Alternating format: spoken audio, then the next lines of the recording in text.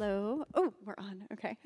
We're on. Hey, what's up, everybody? I'm Naiad, and this is Magda. Hi, guys. And today we're talking about taking DJing online on Twitch, streaming to the IRL industry, to the stage. Thank you all so much for being here. Yeah. So a little bit about us. So my name is Naiad, obviously. I've been DJing and producing for about 7 years now. My background was working for a company called Enter, which was owned by Richie Houghton. And I toured with him for a while, and then I worked in audio hardware, and then I started producing. And my first EP charted, and I was hooked and started playing a lot more. Released on a bunch of labels since then, and just founded my own last year called Missing Brontosaurus. Along with playing in clubs alongside Magda and, you know, different festivals and things like that. But yeah, I'm super excited. This is kind of my new project, and we're accepting submissions. So if any of you are producers out here, we're accepting submissions in January. Please look us up.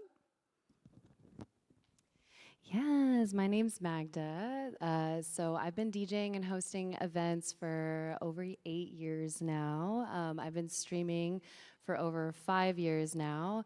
I've played opening and closing direct support slots for major touring acts since about 2017 when I landed my first professional residency. I've played small clubs, larger venues, anywhere from the basement of a steakhouse to Academy nightclub in Los Angeles.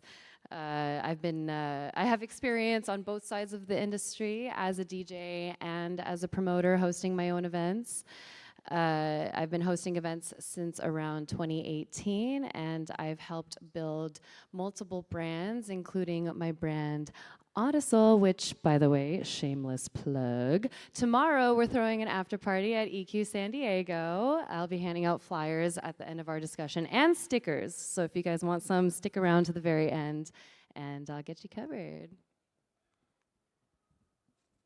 Yeah, so Magda and I met, I think it was 2019, when I released my first EP on Understated Recordings in Los Angeles. And she was playing one of the label's shows, and I remember seeing her on stage and just being like, fuck yes, female energy in the underground, which was kind of rare back at that time. Like, yeah, I remember seeing Naiad release an EP on a local label and feeling super stoked to see another badass female producer in my community, especially at the time when it was few and far between. So, yeah, and then, I don't know, the rest is history. Yeah, and then we found Twitch during the pandemic, obviously. Mag's a lot earlier on. I think I kind of came a little late to the game during Twitch. I was in like a production hole, but not too late compared to most, but you know, the pandemic happened. Obviously, all of our gigs were canceled. If you were already DJing IRL, pretty much everyone we knew in the community was turning to Twitch as just a way to stay inspired and entertained during the dark times. And we're kind of the few people that have stuck with it all this time, and we're still here 5 years later, over 5 years later. Oh my gosh. Yeah, so today we're going to be talking about what it's like going from streaming to IRL, but for us and for some people just coming to Twitch perhaps, there is a learning curve to it. Yes, there's definitely a bit of a learning curve, you know, especially for me. It was the stream tech. You know, I'm not super tech savvy. I've kind of always just learned just enough tech to be able to achieve what I wanted to create creatively. So that was a bit of a hurdle. Also, being able to play for super long hours at a time, you know, Twitch culture equals marathon life, subathon life, you know. So when I first started streaming, I remember doing 3 hours was hard. Like, it was hard not only just on your body physically, but having that much music that you love, that you know well at the back of your hand, to play for that long comfortably. Now I can do 6, 7 hours like it's nothing, but yeah, you know, it takes time, especially when you're so used to playing IRL where you only have most of the time just a short, like an hour to play and leave an impression. So that was definitely an adjustment. 100%. The tech I'm still struggling with. Not gonna lie. But like I remember my biggest thing was being like, wait a minute, I'm picking up a mic, like coming from the underground, never held a mic in my life. So yeah, get ready to drop your mics if you're gonna play live. Most people are not gonna give you one. Right. So, how Twitch is kind of creating a new pipeline to the IRL industry. Well, you have the opportunity to build really strong, loyal, and engaged communities that a lot of the times local DJs can't always build as easily as you can on Twitch. The type of fan base and community that you can build is a much higher value than even just passive followers that you can get on other platforms. So that's what makes Twitch really special and unique in many ways, which also in turn equals more visibility and more opportunities, which is amazing. Yeah, 100%. And like the space to experiment is kind of unparalleled. In the IRL industry, you really kind of have to funnel yourself into like one sound, one brand. And coming onto Twitch, I was able to experiment with so many new sounds and styles, which also really affected the way that I produce, which was incredible. But the growth that you can have in a very short amount of time on Twitch because of the marathon life that we all have now just leads to an incredible skill growth that you can't get anywhere else. Absolutely. So, why that's super exciting, but might present new challenges. Well, we talked about, having space to experiment and having that full creative control is super exciting, but it doesn't always translate IRL. When you're streaming, you can kind of do whatever you want. It's your space that you're creating, and when you're playing IRL, it's not always about you. So that kind of also brings us to common etiquette and understanding lineup flow and the event overall. It's not all about you. So you have to think bigger picture as well. Yeah, 100%. And also, when it comes to dropping the mic, you're going to be reading body language now. You're not going to be reading chat, and that's going to be a challenge. We're going to talk about this a little bit later, but the lineup flow is important. And when you're opening, you have a different energy than if you're in a support slot or a closing slot. But you also need to be ready to like adjust your energy on the fly. You could be having a really chill opening, and if that room fills up, you need extra tracks that have more energy and be ready for that. So, the topics we'll cover today are key differences, our etiquette and scene awareness, how to navigate promoters, getting gigs, things like that, and building longevity and success in it, building a reputation that will take you farther in IRL because it is a lot different than streaming. Yeah, so getting to key differences. A big one, obviously, is tech prep and gear expectations.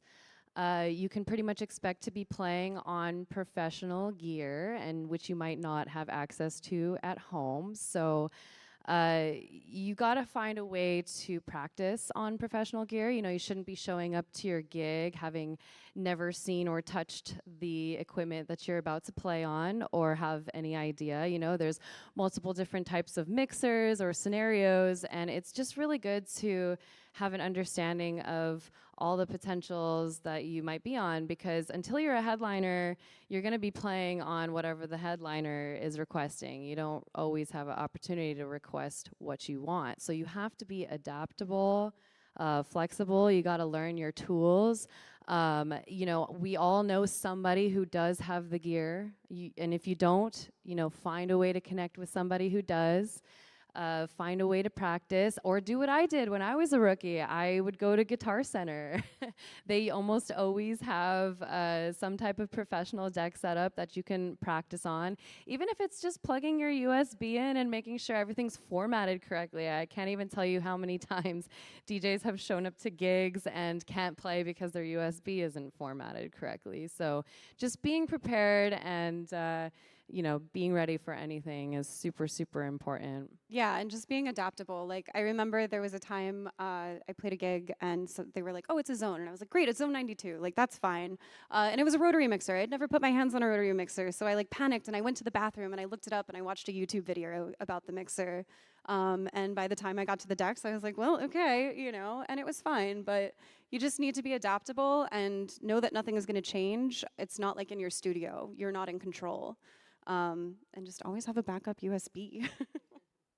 Yeah, and we'll get into that as well. But another thing too is booth acoustics. This is a big one because unfortunately, it's really common that your booth monitors are not going to sound great. So you can't always rely on them. I mean, sometimes you don't have booth monitors at all. I just played the partner party 2 days ago. There was no booth monitors. So all the sound was in front of me. It sounded delayed. I couldn't hear what I was doing. So what do you do in that situation? You understand how to use master cue. Most DJs don't even know that you can DJ entirely in your headphones, and you don't need to rely on booth monitors. So knowing how to utilize that function and know your tools to adapt and overcome any scenario. Sometimes the sound is great, you have all of it, but the room acoustics are not sounding good. Low warehouses. Yeah, you just never know. The sound might be bouncing off the wall. It never sounds as good in the booth as it sounds on the dance floor. Almost never. I'm actually more surprised if it sounds amazing in the booth than if it does not. So Yeah, 100%. And kind of the last thing that you just need to be ready to be adaptable about are tech failures. Like headliners have them. Cue button won't work. Maybe your looping doesn't work, or some setting is weird, and you need to get to know your decks. Go to Guitar Center if that's all you got. Get to know your settings, know what's going wrong, and just have a good attitude about it. learn your workarounds, because there are usually workarounds. Yeah, 100%. Which brings us to performance flow. You know, when it comes to DJing live and understanding your time slot, you just need to find ways to cater to your time slot while still being true to yourself. Nobody's asking you to change who you are or change your style. Just find ways to adapt your style to kind of cater to the environment or time slot that you're playing. And a lot of that has to do with knowing your music, kind of knowing the difference between filler tracks or showstoppers. When you're playing IRL, you usually only have like an hour, and you want to leave an impression. Filler tracks are not always bad tracks, but they're not necessarily showstoppers. And when you only have an hour, again, you want to leave an impression. Also, like understanding and analyzing your music to know, some music is great to play when you're live streaming and you're just kind of chatting, chilling. There's no crowd to keep on their toes. But some songs might are great for streaming and might have a long breakdown. That's totally fine. But when you're in a IRL crowd setting, a long breakdown might completely kill the dance floor and energy and vibe of the room. Even if it's just 2 minutes can change the entire vibe in the whole room. So the song might be great, and especially for streaming, totally fine, but you gotta analyze your music and understand, could this kill the energy if I play this live, 100%. So, know your music, super important. Yeah, and organize in record box. Organize, organize, organize. As streamers, we have to download so much music to have new music all the time. Something that I do is I go by month and then my subgenre, and then I have energy level 1 through 5. And that way, when I get a gig, it's easy to be like, oh, I had this track in March, I want to play this, and then I can go to that subgenre. Start organizing now, because I have over 15,000 tracks at this point in my record box. And if it was not organized, I would be so screwed. So. Definitely. And, you could organize it in many ways, but energy level is going to be one of the main ways and things that you should think about when you're organizing your music, because, that's going to play into your time slot, Yeah. and how much energy you want to bring at certain times of the night. Yeah, and as you know, you're starting out IRL, you're probably going to be playing opening or closing sets. When you're opening, you're setting the tone for the night. You're setting the tone for the headliner, you're setting the tone for the crowd that's coming in, what kind of energy they're feeling, and you don't want to exhaust them. You want to warm them up, you want to get them excited to hand it off, and you need to like build the energy in the room because again, the night is not about you, the night is about the entire musical experience. And I think that that can be kind of hard after we have our communities so focused on us when we're streaming. Like it is all about us in our channels. It's about the entire night when you're playing a gig. Yes, absolutely. And when you're playing later slots, you know, you want to have those strong openers to start. That's definitely important. You know, you want to have an idea of where you want to start your set. You want to grab attention. Your first impression is super important so that you can gain trust and follow up whatever the energy is in the room. Or if you feel like the DJ is not, you know, bringing it before you, then you make that decision like, okay, you know, I'm going to grab some attention right now. And you want to build that trust so that you can take risks later into your set. No one's saying you can't take risks, but you kind of have to gain that trust from the audience first before you do that. 100%. And that, just to repeat myself again, you're going to be reading body language. You know, you can have a set list pre-prepared, but you should also have some different energies and like different ways you can go within it in case the room isn't responding the way you thought it would. And on that note, too, your own body language is super important when you're on stage. You know, if you're smiling and having a good time, like the crowd will feel that and they'll reflect that back to you. You know, there's nothing worse than like a DJ that looks like they're diffusing a bomb on stage, you know, like everyone feels it. Like have fun, you know, this is supposed to be fun. Yes. And on the note of having fun, when you're prepared, you can have fun. You're not nervous. You're not freaking out about anything. So always have backups. Make sure you're formatted correctly. Great example of that. One of the biggest gigs I had to date, I was playing one of the main stages at Northern Nights. And the headliner after me decided into my set that he was not going to play on the CDJs that were on stage. He needed a different model. And so they were switching out my CDJs while I was playing my set, and I had a 3-deck set planned. So I was using 3 decks at a time. So I ended up using all 3 of my USBs that I had on me. So make sure you have backups and always have a good attitude. Just be flexible, and when you're prepared, you can relax. Yeah, even in pros scenarios, you know, I remember the first time I played at Academy LA, the link wasn't working and I had to have a backup USB. And if the link's not working and one of your USB fails, then you can't play. It's as simple as that. So always be extra prepared and maintain a positive attitude because these things are going to happen. You know, nobody is immune from tech failures or situations. And a sign of a true professional is how you handle the situation because it's going to happen to everyone. Yes. So that leads us into etiquette and scene awareness.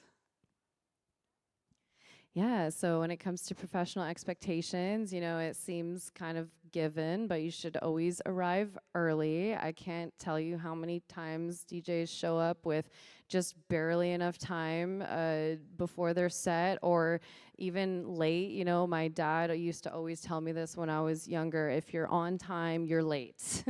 Now you're dad. Thanks, Dad. But it's true. You should definitely show up with enough time to settle in, check in with the promoter, grab a drink, use the bathroom, catch a vibe in the room, feel the energy, support the other DJs that are part of the night. So yeah, I mean, if you're opening, you know, I would suggest showing up like at least 15, 20 minutes before your set, you know, check in with the sound engineer. Maybe they'll even let you jump on early, but it's always good to show that, you know, you take this very seriously. If you show up later, I'd say you should show up like an hour before your set, you know, so you can catch a vibe in the room, the vibe that's already been set, and kind of feel out the energy and see how you want to start and talk to the promoter. It's also an opportunity to network and talk to people on the dance floor and be like, hey, I'm playing next. Like, stick around, you know, and that's how you gain new fans too. So Yeah, and sort of with that, if you are trying to enter a scene, you know a genre that you like, right? And you've gone to concerts and you know you want to be on stage, but you maybe want to be a part of the underground. If you've never been to a warehouse party from open to close, you're not ready to play one. Go and like see what the scene is about. Do you like it? What do you vibe with? What happens to the crowd throughout the night? What do the DJs that get good responses do? Hot tip, it's a write-off to buy concert tickets. This is our profession. It's networking. It's like going to a conference. This con is a write-off. Your concerts are a write-off. All of it. But get to know your scene. it's considered research. You're doing research about the scene that you're actively trying to participate and be a part of. You're learning things as you're doing this. So if this is what you do, then it's a write-off. Yeah. So that leads us to now you know where you want to be, and now you have to be prepared. Paperwork is a part of it. This is, as an artist, you are a business. You're an entire business, and that includes silly things like paperwork. So riders, you're probably not going to have a rider request until you're playing bigger stages, but you need to be ready as soon as you can, because opportunities can come out of nowhere, and that's where some of our best ones have come from. Yeah, absolutely. I've had huge opportunities pop up like really early into my career where the promoter was like, hey, can you be ready tonight? Like in a few hours. And they're asking me for my riders and my logos and all of these things. And if I wasn't ready, then it would not be a good look. And you just wouldn't have time to whip those things up. So you just never know what's going to pop up. So even if you're have only played 1 or 2 or 3 gigs in your life, you never know who you might meet, and an opportunity might come out of nowhere. And so you should be ready early always and have these things prepared. And that includes, being prepared includes having an EPK ready. EPK is an electronic press kit of some sort, and it should at minimum have at least a logo of some sort, even if it's not perfect, even if it means finding a font that you like and creating a quick PNG, just something with your name on it, you should have prepared, ready to go. You should have at least one professional photo of yourself, at least one, and some type of bio, even if it's 3 sentences about yourself, some type of bio to give to a promoter, because as a promoter, it's our job to promote you. And so if you don't give us the materials to promote, the chances of us wanting to book you makes it a lot harder, because we're just not getting as much bang for our buck, and we can't even get the word out that you're playing. Or we have to create materials out of thin air for you and write bios for you. I can't tell you how many bios I've written for DJs because they don't have one. Yeah, so here's a tech and hospitality rider example. It's mine. But things that you need to think about on your tech rider. Equipment, obviously, the minimal equipment you're down to play on. So, mine is like a 900 Nexus 2. My preferred is a V10. I need at least 3 CDJs. Your booth height is really important. I'm tall. I don't want to hunch over, and that makes it harder to connect with the crowd when you're like a little goblin. Tall girls. Yeah, so, all the things like that. Booth monitor height. If you only have one monitor, I want it on the left. So think of all the details. And also, if you guys want to connect after, we'll send out the slides to anybody who wants to look at our riders and EPKs if you want some formatting ideas. And then hospitality requirements are, things like drinks, like clean hand towels. It gets a little sweaty in warehouses sometimes, and water. And if you don't ask for it, they're probably not going to have it ready for you. So make sure to ask. These are the types of things that bigger clubs are going to ask of you. Yeah, and festivals especially. So Definitely. yeah. When it comes to EPKs, at the bare minimum, every professional DJ should have some type of folder ready to go that's organized, that looks something like this, that has, again, a folder with your press photos, at least one. If you have videos, it's not required. Of course, those are things that are going to come with time. But if you have professional videos or really anything, just put it in there, organize it. Again, some type of bio should also be included in your EPK. long bios are great too, but we really love those short bios too. Just a little something about yourself and who you are as a DJ. And again, a logo. If you don't have a professional logo, just create something, because if you get an opportunity that comes out of nowhere to play on a big stage with an LED screen and you don't have some kind of logo, you're actually losing the opportunity to be discovered by new fans and figure out what your name is. And if you don't have one, it's not a great look. So Well, you just won't get that attention. you won't get the Missed attention. opportunities. So. Yeah. And if you want to be extra, you can create something like this. Promoters and journalists, we love EPKs that look like this too, where it's just kind of like a portfolio in a sense. And again, some of these things come with time and experience, but you can still create something like this that has a portfolio of different mixes or genres or styles and your bio, and just kind of gives an overview about you. And what you're doing is you're making it so much easier for whoever's writing about you to get an overview of who you are, and so that they don't have to do too much research. And the more materials that you provide, the higher probability of us talking about you and promoting you and getting your name out there is much higher, because you made it easy for us. So yeah, making it easy for people is only going to get you more promotion. Something that I love about Magda's EPK here is that she has mixes under the different subgenres that she specializes in.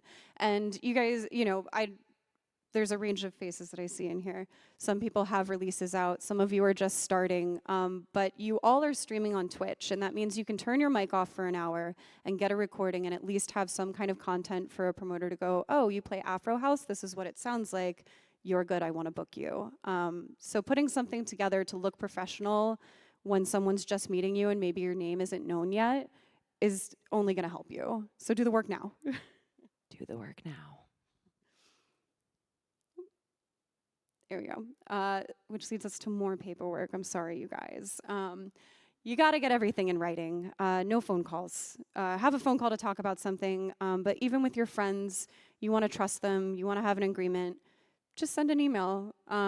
Make sure that you get clarity on your payment, your responsibilities for the night, and what's expected of you. Yeah, absolutely. I mean, you might not feel comfortable with certain gigs. You're not going to, sue someone or take them to court over a few $100s, which is probably what you're going to get paid in the beginning. But it is important to have everything laid out in writing, just to avoid confusion and having to ask questions again. Oh, what time did I play? Oh, how much was it? All these things should be laid out and in writing beforehand. And again, if you do decide to do business over the phone, I really prefer not to do business over the phone unless it's like one of my friends. But even then, I never confirm anything over the phone. I really avoid verbal agreements at all costs. It has to be followed up in writing per our conversation, and I need a confirmation before we move forward. Yeah, and it's easy. Just be like, hey, this all sounds really awesome. I'll confirm with you as soon as I get your email. Yes. You can be super polite. Yeah, it's polite. It's standard business practice. And if it is a higher paying gig, then it's not, you need to get it in a contract form. Like, that's not negotiable for higher paying gigs. 100%. Yeah, which leads us into payment. Knowing your value. This is kind of difficult because you already have a value here on Twitch. And our industries have not yet overlapped. I think they're beginning to, which is very exciting. But you are starting another career. You are bringing something to the table with your Twitch following, but this is going to be something new. So earlier in your career versus when you're established, your value is going to grow. And you need to go into it with the right expectations. Your value on your stream is going to be different than your value as you're starting out. Things like travel. If you're local or you're going out of town for this gig, most of the time, your travel is going to be paid by you, so you need to negotiate, a high enough amount to be able to pay for that and get paid. Yeah, absolutely. You need to gather context. How much you're willing to get paid is going to depend on what's being asked of you. It's also going to depend on the venue size. This is a huge one when it comes to budget. Even for headliners, like major touring artists, their gig is never, or their rate is never the same gig to gig. It's all going to depend on the capacity of the venue. Usually, as a promoter, when we reach out to major touring acts, we create what's called like an offer letter or an offer email. It lists out the venue capacity, around how much we might charge for tickets. So they have to you have to understand how much money the promoter can even make throwing a night like this, and what the expenses involved and whatnot. So that's all going to depend on how much you're going to get paid at no matter what level you are at this career. And so yeah, and that being said, you should almost never accept a free gig. If you do accept a free gig, it should be because you're gaining something else in return. You're gaining something other than money. You know, I say free in quotations because nothing in life is free. You know, there should be some type of exchange. There should be some type of mutual benefit involved. It should feel like a collaboration. Maybe, you have a friend building something in their local scene, or maybe, it's a smaller party, but you all agree to hire a really good videographer, and so you're getting really good content out of it.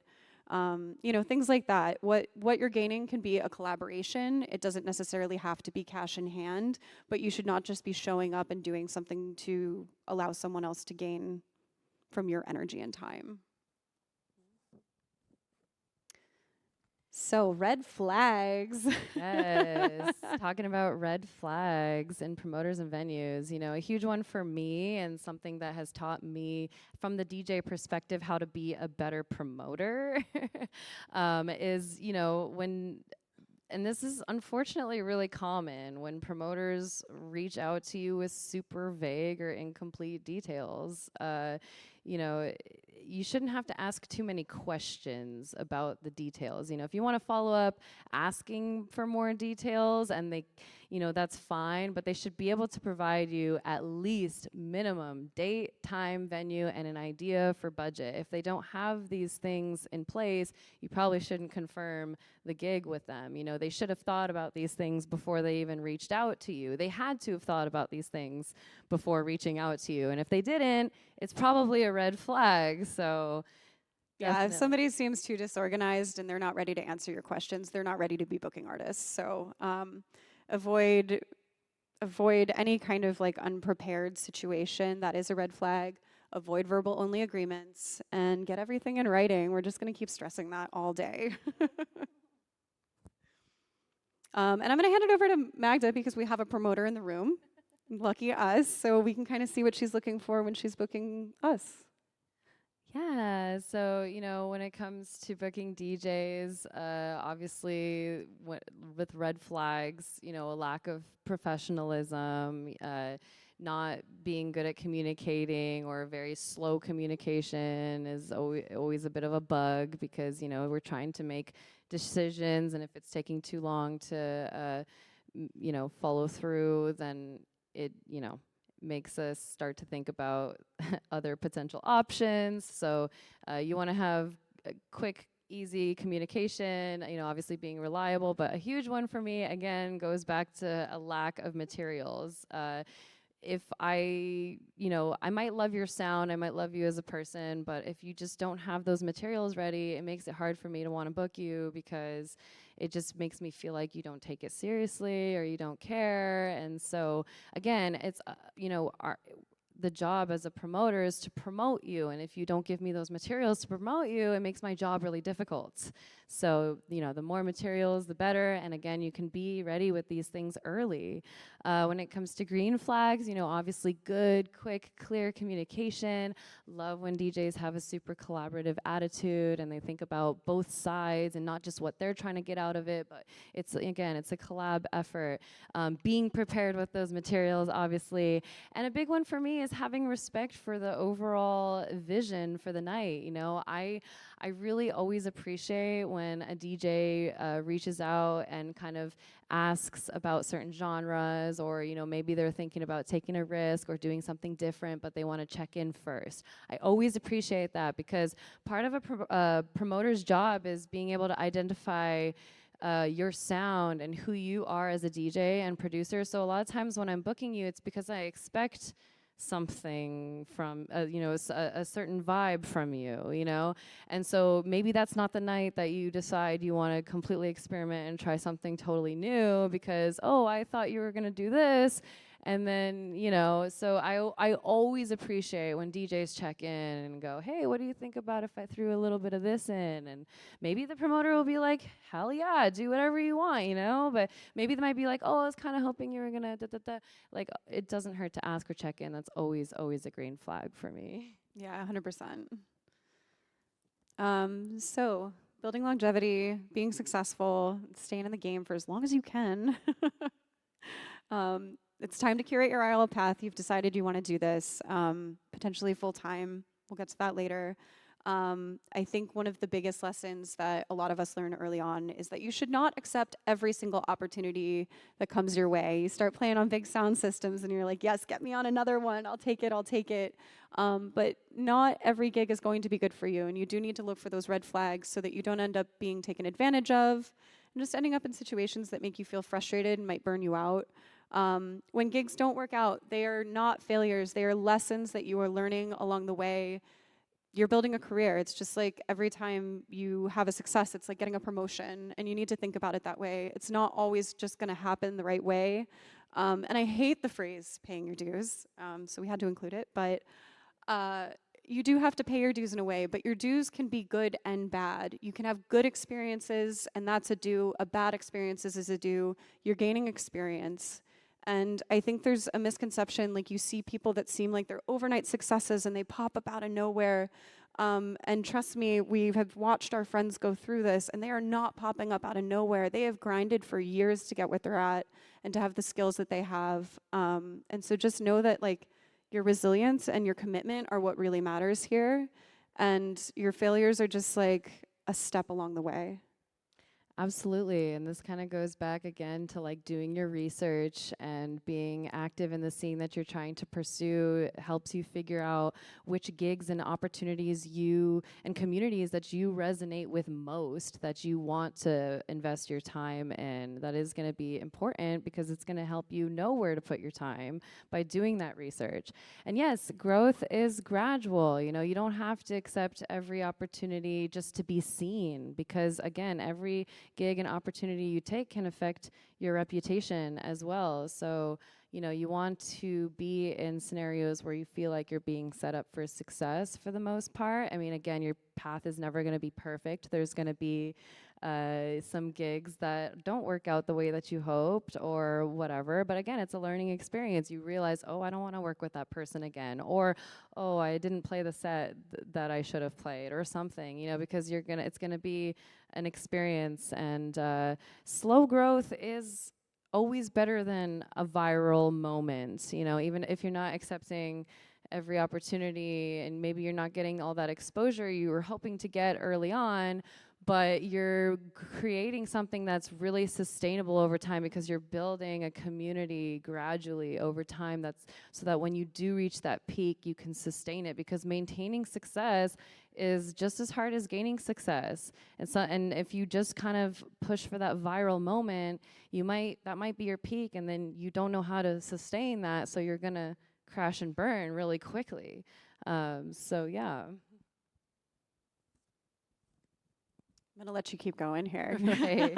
Which brings us to, you know, saying no to burnout, how to avoid burnout too. You know, having a consistent schedule and routine is really important. It helps you understand how much time you actually have to do things, and what kind of opportunities are worth your time. And you should also set aside time for rituals and self-care and be disciplined and strict about that in the same way as you are with your work time. It's part of creating boundaries for yourself and towards your community and what you're willing to do. You need to have some boundaries for your own self, for your own self-care. You need to take breaks. You need to have dedicated time for that and be disciplined in the same way you're going to be disciplined with your work, because discipline equals freedom. And so if you have those days that you know that you look forward to, then those harder days are easier to push through. And that's part of turning your passions into a job. You have to, treat it like you are clocking in. And so you have to be very consistent with that, and think, okay, I can get through this day because tomorrow it's all about me, and I'm gonna, recover from today. But we all have hard days. It's a job. Yeah, 100%. And when you take sick days, you need to treat them like you're taking them from a company, because you do work for yourself and you work for your fans. And so just understanding that will get you through that. And I mean, I think it's kind of hard because when you start a creative profession, sometimes it's like, okay, I'm gonna wake up and be inspired. So many days you are not feeling that way, and you still have to sit down and knock something out in Ableton or stream or whatever it is. And along with that, like you said, with ritual and stuff, ear fatigue is real. These are tools. You can buy new headphones. You can't buy new ears these days. They haven't done that yet. And you really need to be careful with that, especially if you're streaming and you're gigging and you're going out and maybe you're starting to produce. The mornings that I wake up and I feel that are like some of the most terrifying days, because it's like, wait, these are my favorite thing, and they are what fuels your passion. So take sound detox days. Mix at lower volumes. If you're blasting your music at home, turn it down a little while you're mixing on Twitch, and pay attention to what you're feeling up here. Yeah, sometimes you don't even realize the burnout that you're feeling is just your ears are tired, Yeah. And when you create your schedule, you should keep that in mind. Like me personally, I can't stream multiple days in a row. I have to have a day in between because I need that rest for my ears as well. Buy earplugs, like good ones. Always wear earplugs when you're IRL, yes. Which brings us to our last slide here, which is leaving your ego at the door. And, it's being easy to work with is oftentimes more important than your talent level and how good you are, because those are the things that you remember as a promoter. Like when somebody's professional and goes out of their way and, shows up early and again, thinks bigger picture. We remember those things and we take note, and it makes us want to book you again. But we also take note your talent level as well, of course. But being easy to work with is super important. Every gig you take, I like to treat it like it's an interview for another gig, because almost every gig I've taken, I've gotten another gig out of that. It's like a trickle effect, a domino effect. There's usually someone in the crowd that happens to be a promoter for another party that liked my set, or you leave such a good impression that you continue getting booked by the same promoter. So it's like you're being interviewed for your next job every single time you show up for a gig. So it should be treated as such. Yeah, 100%. And, just knowing how you show up. Your reputation does matter. Being easy to work with, again, which is kind of the same for promoters. Like, you don't need to work with somebody that doesn't treat you with respect either. I think we kind of haven't said that, but don't let somebody walk all over you, and you shouldn't feel like you're bringing your ego into the room when you're working with others. And if you start embarking on this, just like with streaming, so many streamers have day jobs. It is not their day job because that sucked the joy out of it for them. The same thing with this. It is okay if it is just your passion and it's a hobby. You are still a DJ. You are still a producer. You're still a streamer, And as you embark on it, if it feels like it's killing the joy and the creativity for you, it's okay if it's a hobby. You don't have to identify as having it as a profession, because you are trading freedom of creativity for responsibility and for clocking in. Absolutely. That's part of, turning your passions into a job. Sometimes it's not as fun as you hoped it would be, And so you have to understand that there will be hard days again, and it's okay to be a hobbyist. It's totally fine. If that's what makes you happy, if this is an escape for you, it's not turning your passion into a full-time job is not for everyone. It's not. So you have to understand the trade-offs with that. Yeah, definitely. Yeah, and I think that kind of leads us to the end, and we wanted to leave some space for some Q&A. If you guys have any questions for us, thank you so much for being here. It feels really special to bring this kind of content to one of the rooms here at TwitchCon. Yeah, I think we're the only panel all weekend that's talking about DJing. So thank you, Twitch, for having us. Thank you we so really much. appreciate it. And thank you you. all so much for being here and helping us represent a very underrepresented category on Twitch. We really appreciate it. So we're taking questions if anybody has some. Barry's going to walk around with a microphone. Does anybody have any questions for us? Please let us know. All right. Yeah, and we'll just be up here hanging out. Come get a flyer about the party for tomorrow night. Oh, we do have a question. We got a question. All right, we'll take it. We'll take it. We can chat. We can chat. Speaking of which, yes, tomorrow night at EQ San Diego, we are throwing an after party. It's always a good time. This is our third time doing it. I have flyers up at the front if anybody would like to come grab some. I also have stickers to give away. So please come grab some, chat with us if you want. And also, we'll be taking emails if anybody wants to get our slides after. Yeah, and if you want to chat with her about events or with me about, producing and labels and stuff like that, we would love to chat with you guys. And our DMs are open. Yes. Thank you so much. Thank you, guys.